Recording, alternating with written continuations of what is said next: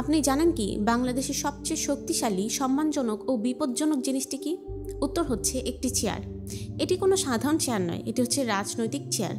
যেই চেয়ারটি এতই শক্তিশালী যে এতে আইন বদলায়, মানুষ বদলায়, কথাবার্তা বদলায়, এমনকি দলের নীতিও বদলায়।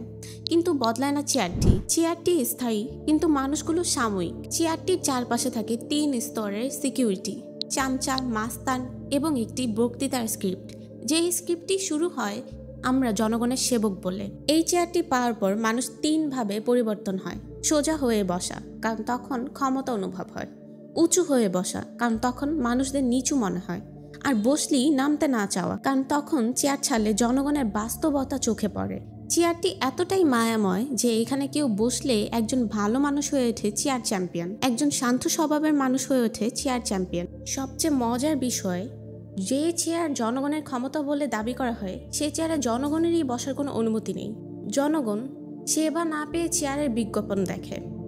এই চেয়ার এতটাই মূল্যবান যে এতে কেউ বসলে জনগণ বলে, স্যার আপনি ছাড়া দেশ চলবে না। আর তখন স্যার ভাবে আমাকে এই চেয়ারে বসে থাকতেই হবে জনগণের খাতিরে।